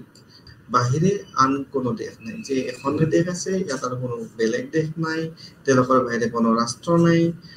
বা তেওঁলোকৰ কোনো শত্ৰু নাই, বা তেওঁলোকৰ কোনো আনকি চাইন্সৰ কথাও নাই, আৰু তেওঁলোক অতি অহংকাৰী, এই মূৰ্খতাপূৰ্ণ বুলি কোৱা হৈছে, আৰু স্থলিত বুলি কোৱা হৈছে। তেওঁলোকক বিভিন্ন সমালোচকে তেনেধৰণে কৈছে, আৰু আলবেৰিনিও ঠিক তেনেধৰণে তেওঁৰ লিখনিত উল্লেখ কৰিছে। গতিকে আমি এইটোৱে চাব লাগিব যে হিন্দুসকলে নিজৰ ওপৰত নিজৰ যিটো আস্থা বা নিষ্ঠা সেইটোৱে তেওঁলোকক পৰাজয়ৰ কাৰণ বুলি ইয়াত উল্লেখ কৰা হৈছে। তাৰপিছত তেওঁলোকৰ অহংকাৰ আছিল, বিভিন্ন ধৰণৰ অহংকাৰ আছিল, আৰু তেওঁলোকক যদি মানে বিজ্ঞানৰ কথাও কোৱা হৈছিলে তেওঁলোকে তাক উপেক্ষা কৰিছিলে, আৰু তাক মিছা বুলি ভাবিছিল বা মিছা বুলি ক'বলৈ ধৰিছিলে। আনকি এনে কিছুমান তেওঁলোকৰ মনোভাৱ আছিলে যে কালি বৰ্ষৰ বাবে হৈছিল, আৰু এইটো হিন্দুসকলৰ মানে কিছুমান বিশ্বাস আছিল যে তেওঁলোকে নিমখৰ সাগৰ পাৰ হৈ যাব নুবুজিছিল, বা মুঞ্চা ঘাঁহ যিটো নগজে, যি জেগাত নগজে সেই দেশলৈ তেওঁলোকে ভ্ৰমণৰ ক্ষেত্ৰত তেওঁলোকৰ নিষেধাজ্ঞা আছিলে। গতিকে এইবিলাক ধৰ্মীয় কাৰক বা নিজৰ বিচাৰ বা বিজ্ঞান অবিহনে তেওঁলোকে যিটো চিন্তা কৰিছিলে সেইটোৱে হয়তো এটা সময়ত এফালে পৰাজয়ৰ ফালে আগবঢ়াই লৈ গৈছিল। আৰু সেয়ে কি হৈছিল যে বাহিৰৰ পৃথিৱীখন যিখন এখন পৃথিৱী আছিল সেইখনত অৱহেলিত বা অজ্ঞতা বা তাৰ যিটো কৌশল সেইবিলাক তেওঁলোকে ল'ব পৰা নাছিল, তেওঁলোকৰ দৃষ্টিভংগী সীমাবদ্ধ আছিল। গতিকে তেওঁলোকে দীৰ্ঘম্যাদী যিটো এটা প্ৰক্ৰিয়া সেইটোত তেওঁলোকে আগবাঢ়ি যাব নোৱাৰিছিল, আৰু তুৰ্কীসকলে এই ক্ষেত্ৰত খুব আগবঢ়া আছিল, আৰু তাৰ ফলত তেওঁলোকৰ সম্ভৱতঃ বিজয় সম্ভৱ হৈছিলে। তাৰপিছত যদি আমি চাব যাওঁ তুৰ্কীসকলৰ দ্বাৰা ৰাজপুতসকলৰ পৰাজয় কেনেধৰণে হৈছিলে, যে অনৈক্য যিটো আছিলে ৰাজপুত শাসকত, আৰু তেওঁলোকৰ দুৰ্বল সামৰিক সংগঠন, আৰু তুৰ্কীসকলৰ তুলনাত তেওঁলোকৰ যিটো নেতৃত্বৰ লগতে তেওঁলোকৰ নিম্নমানৰ সামৰিক কৌশল প্ৰযুক্তি, এইটোৱে একমাত্ৰ তেওঁলোকৰ পৰাজয়ৰ কাৰণ আছিল। ইয়াত আৰু বহুতো কাৰণ আছিল। এইটো ত্ৰুটিপূৰ্ণ সামাজিক সংগঠনতো নিহিত আছিল। তেওঁলোকৰ সামাজিক সংগঠনবিলাক ত্ৰুটিপূৰ্ণ আছিল, যাৰ ফলত তুৰ্কী সাম্ৰাজ্যসমূহৰ তুলনাত গাঁথনিগতভাৱে এই ৰাজ্যবিলাক বিকাশৰ ক্ষেত্ৰত কিছু দুৰ্বল আছিল। তো ভাৰতীয় সংস্কৃতিক এক নীতিৰ ওপৰত আধাৰিত যিবিলাক হিন্দু বিভিন্ন দৃষ্টিভংগীয়ে তেওঁলোকক বাধা দিছিলে। তাৰপিছত যদি আমি চাব যাওঁ গজনবী আৰু ঘড়ীৰ মাজত যদি আমি তুলনা কৰিব যাওঁ এই দুজন শাসকে কিন্তু দুজন শাসকৰ দুটা নিজা নিজা বৈশিষ্ট্য আছিল আৰু প্ৰাৰম্ভিক মধ্যযুগীয় ভাৰতীয় ইতিহাসৰ বিখ্যাত তুৰ্কী আক্ৰমণ ভাৰতৰ উত্তৰ আৰু পশ্চিমীয় আহোমত বিপুলভাৱে জনাজাত আছে আৰু তেওঁলোকে সঘনাই আক্ৰমণ কৰিছিল আৰু মাহমুদ গজনী আৰু মুইজদ্দিন মোহাম্মদ ঘড়ীৰ এই বিষয়ে বিভিন্ন ধৰণে আলোচনা কৰা হৈছে আৰু তেওঁৰ বিষয়ে আমি বুজি পাইছো কিন্তু তেওঁলোকৰ মাজত পাৰ্থক্যবোৰ ইমান সচৰাচৰ আলোচনা কৰা নহয় তেওঁলোকে যিমান পাৰ্থক্য আছে দুজনৰ মাজত সেইটো ইমান আলোচনা কৰা নহয় তথাপিও সতীশ চন্দ্ৰৰ দৰে কেইজনমান পণ্ডিতে কি কৰিছে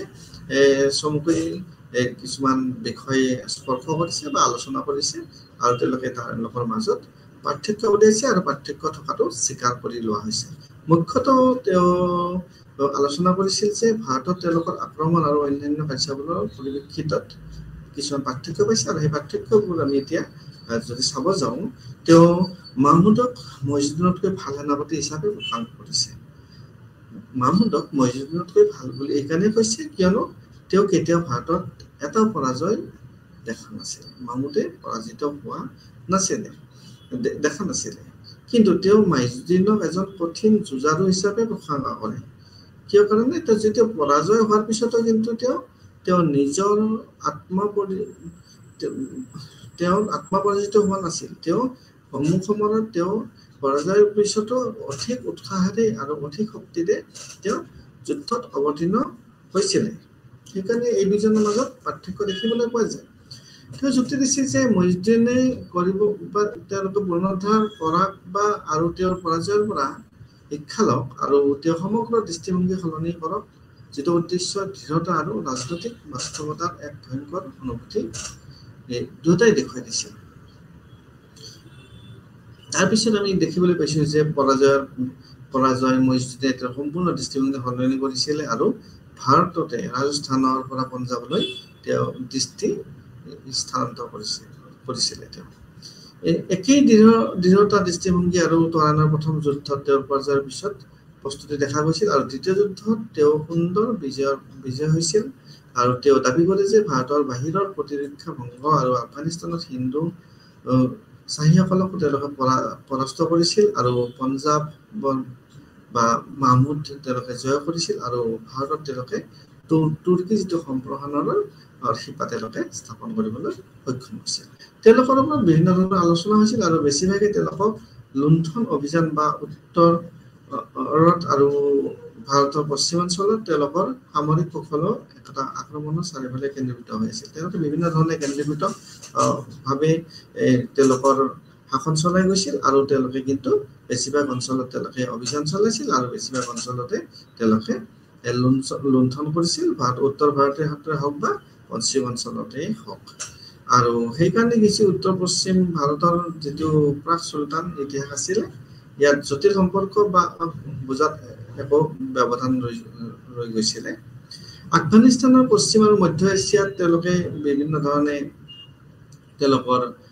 শাসনভাৰ চলাই লৈছিলে আৰু তেওঁলোকে তেনেধৰণে বিভিন্ন ৰাজনৈতিক সংযোগ বা অৰ্থনৈতিক প্ৰক্ৰিয়া তেওঁলোকে অধ্যয়ন কৰিছিল আৰু তেওঁলোকে বিজয় সাব্যস্ত কৰিছিল তেওঁ এই যি সূক্ষ্ম পদ্ধতিতে গজনবীত আৰু ঘড়ীৰ বিশেষত্ববোৰ প্ৰণালী উলিয়াই আনিছিল আৰু ইয়াৰে কিছুমান তলত আমি আলোচনা কৰিব পাৰো যদিও তেওঁলোকৰ সামৰিক আৰু ৰাজনৈতিক ব্যৱস্থা আফগানিস্তানত অৱস্থিত আছিল আৰু দুয়োৰে আভ্যন্তৰীণ সম্পদৰ অভাৱ আছিলে তেওঁলোকে ৰাজনৈতিক প্ৰণালী যথেষ্ট বেলেগ আছিল গজনবীসকলৰ শাসক পৰিয়ালটো তুৰ্কী সামৰিক বাহিনীৰে গঠিত আছিল আৰু যি সম্ভৱতঃ তাক চামান্দিৰ পৰা পূব আফগানিস্তানলৈ আহিছিল আৰু তাতে বুখাৰৰ ৰাজধানী আছিলে তেওঁলোকে এক আধিপত্যবাদী ৰাজনৈতিক শাসন তাত ৰচনা কৰিছিল আৰু ইয়াৰ স্থানীয় যিটো সম্পৰ্কক তেওঁলোকে উপেক্ষা কৰিছিল আৰু খোৰাচানৰ সৈতে তেওঁলোকৰ সম্পৰ্ক শক্তিশালী কৰিছিল অধিক ৰাজনৈতিক শক্তি তেওঁলোকে লাভ যেতিয়া কৰিছিল তেওঁলোকৰ পাৰ্চী সংস্কৃতি আৰু শিক্ষাৰ মহিমা এপিং কৰিবলৈ তেওঁলোকে যথেষ্ট চেষ্টা কৰিছিল আৰু কুমাৰে সেই ঐতিহাসিক দাবী কৰিছিল যে সেই সময় সূত্ৰই প্ৰকাশ কৰিছিল যে মহম্মদে আনকি তেওঁৰ লগত কি কৰিছিলে দোভাষী লগত লৈ তেওঁ ফুৰিছিল তেওঁলোকে যেতিয়া প্ৰচাৰ কৰিছিল সেই সময়ত দোভাষী লগত লৈ পেলাই ফুৰিছিল গতিকে তেওঁলোকৰ চিন্তা চৰ্চা দৃষ্টিভংগী বা সেইবিলাক সম্পূৰ্ণৰূপে বেলেগ ধৰণৰ আছিল ইয়াৰ বিপৰীতে ফানছা বাণীত বা ঘূৰিতবোৰে অধিক নম্ৰ আৰু মূল আৰু বিভিন্ন তেওঁলোকৰ ধৰণৰ আছিলে আৰু আমি আগতে উল্লেখ কৰিছোঁ যে তেওঁলোকে ঘোৰৰ পৰা অহা পশুৱাৰ প্ৰধান আছিল আৰু তেওঁলোকে খুব দুখীয়া আছিল আৰু তেওঁলোকৰ সেই অঞ্চলবিলাক খুব কমকৈ বিকশিত আছিল আৰু এইটোৱেই মানে গজনী আৰু হেৰাতৰ মাজত এটা অঞ্চল আছিল যিটো গজনীবিদসকলৰ দ্বাৰা তেওঁলোকে ইছলামিক কৰিছিল দ্বিতীয়তে আমি চাব যাওঁ তেওঁলোকৰ শাসন প্ৰকাৰৰ মাজত প্ৰায় একে স্তৰৰ পাৰ্থক্য দেখা গৈছিল যিটো এডমিনিষ্ট্ৰেটিভ ব্যৱস্থা আছিল আৰু আনহাতে গজনীবিদসকলে কেন্দ্ৰীভূত শাসনৰ ৰূপ বজাই ৰাখিবলৈ তেওঁলোকে যথেষ্ট চেষ্টা কৰিছিল যিটো চেণ্ট্ৰেলাইজ আৰু আনকি ঘূৰিসকলেৰে তেওঁলোকৰ ক্ষমতাৰ শীৰ্ষত আছিল আৰু দ্বাদশ শতিকাত প্ৰশাসনিক উদ্দেশ্যৰ বাবে কেৱল সামৰিক তেওঁলোকে এটা কামাণ্ডাৰৰ ব্যৱস্থা ৰাখিছিল আৰু গজনবীসকলৰ তুলনাত ঘূৰিসকলে এক বিকেন্দ্ৰীকৃত শাসনৰ ৰূপ অনুসৰণ কৰিছিল য'ত আনকি তেওঁলোকৰ শক্তিৰ শীৰ্ষত থকা সময়তো তেওঁলোকে কি কৰিছিল তেওঁলোকে শাসক পৰিয়ালৰ কিছুমান পুৰুষ লোকক ৰাজ্যপালৰ ক্ষমতা তেওঁলোকে প্ৰদান কৰিছিল এইবাৰ সামৰিক ৰাজ্যপালসকলে প্ৰকৃততে কি কৰিছিল স্বায়ত্তশাসিত চুলতান বা ৰজা হিচাপে তেওঁলোকে কাম কৰিছিল আৰু তেওঁলোকৰ প্ৰদেশত তেওঁলোকে ৰাজকীয় প্ৰশাসনিক পদ আৰু উপাধিবোৰ তেওঁলোকক দিয়া হৈছিল আৰু তেওঁলোকে সন্মানৰ চিহ্ন হিচাপে তৃতীয়তে আমি যদি চাব যাওঁ ভাৰতৰ আক্ৰমণ কৰাত তেওঁলোকৰ কাৰণ বেলেগ বুলি জানিব পৰা গৈছে যে দুটা মাজত তেওঁলোকৰ কাৰণবিলাক বেলেগ হৈছিল গজনীসকলে কেৱল ভাৰতৰ পৰা ধন লুণ্ঠন আৰু লুণ্ঠনৰ চেষ্টা কৰি ৰাখিছিল কিন্তু তেওঁলোকৰ আঞ্চলিক লাভ হোৱাৰ উচ্চাকাংক্ষা হিন্দু মুলতান লাহোৰ ইত্যাদি সীমাবদ্ধ আছিল কিন্তু উত্তৰ পশ্চিম সীমান্ত আৰু পূব দিশে ভাৰতীয় মূলভূমিৰ ফালে তেওঁলোকে সম্প্ৰসাৰিত হোৱা নাছিল আৰু আমি এইটো স্পষ্টভাৱে দেখা পাইছোঁ যে চেলুকীয়সকলৰ হাতত পৰা যোৱাৰ পিছত তেওঁলোকৰ ৰাজধানী 1040 লাহোৰৰ দণ্ডকণালৈকে তেওঁলোকে স্থানান্তৰ কৰিছিল এতিয়া আমি গোটেই কথাখিনি আলোচনা কৰাৰ পিছত আমি এটা চমু যদি আমি সাৰাংশৰ ফালে আগবাঢ়ো যে এটা এই গোটেই বিষয়খিনি আমি অধ্যয়ন কৰাৰ পিছত কেনেধৰণে আমি তাৰ শাসন ব্যৱস্থাৰ কথা জানিব পাৰিম যে এই গোটটো আমি যিটো আৰম্ভ কৰিলোঁ আৰু ইয়াত ৰাজনৈতিক বিভিন্ন পৰিস্থিতি শতিকাত যিটো মধ্য এছিয়াত যিটো আব্বাছিদ সাম্ৰাজ্যৰ পতনৰ পিছত আছিলে আৰু ইয়াত এই বিভিন্ন তুৰ্কী আৰু অতুৰ্কী জনজাতিৰ মাজত তাত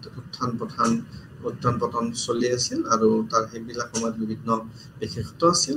আৰু ইয়াৰ মাজতে আমি যদি চাব যে গজনবিদ ৰাজবংশ গজনী ক্ষমতালৈ আহিছিল আৰু ই ভাৰতকে ধৰি চুবুৰীয়া অঞ্চলবোৰত বিভিন্ন ধৰণে লুণ্ঠন আৰম্ভ কৰিছিল মাহমুদ গজনী এজন গজনবিদ ৰজা আছিল আৰু তেওঁ কেৱল সম্পদ লুণ্ঠন কৰিবলৈ ভাৰতত কি কৰিছিল 17 বাৰ অভিযান চলাইছিল 17 বাৰ অভিযানত কিমান তেওঁ সম্পদ ভাৰতৰ পৰা লৈ গৈছিল অনুমান কৰাটো যথেষ্ট কঠিন তেওঁৰ উদ্দেশ্য আছিল সম্পদ লুণ্ঠন কৰা তেওঁলোকে শাসন কৰাত তেওঁৰ কোনো অভিপ্ৰায় নাছিল আৰু ভাৰতত তেওঁৰ কোনো আঞ্চলিক উচ্চাকাংক্ষা নাছিল ডেফিনেটলি তেওঁৰ কোনো নাছিল অৱশ্যে পৰৱৰ্তী তুৰ্কী আক্ৰমণকাৰী যিবিলাক আহিলে তেওঁৰ পিছত মুইজুদ্দিন মহম্মদ ঘড়ী বা ভাৰত জয় কৰাৰ তেওঁলোকে কিন্তু লক্ষ্য ৰাখিছিল অকল ধন সম্পদ তেওঁলোকে ইয়াৰ পৰা লৈ যোৱাৰ ওপৰত বিশেষ গুৰুত্ব দিয়া নাছিলে তেওঁলোকে পৰাস্ত কৰিছিল আৰু পৰাস্ত কৰি তেওঁলোকে দিল্লীত প্ৰৱেশ লাভ কৰিবলৈ সক্ষম হৈছিল তাৰপিছতে দিল্লীত তেওঁলোকে তেওঁলোকৰ কাৰ্যকলাপৰ এটা কেন্দ্ৰ হিচাপে তেওঁলোকে ৰাখিছিলে আৰু দিল্লীৰ পৰাই এক দশকৰ ভিতৰত তেওঁলোকে পূব মধ্য আৰু পশ্চিম ভাৰতৰ যিবিলাক বিভিন্ন অঞ্চল আছে সেই অঞ্চলবিলাক জয় কৰিবলৈ সক্ষম হৈছিল আৰু ঠিক তেনেদৰে তেওঁলোকে এই ভাৰতত প্ৰথম মুছলমান ৰাজ্যৰ ভেটি স্থাপন কৰিছিল আৰু যাক আমি দিল্লী চুলতানেট বুলি আমি কওঁ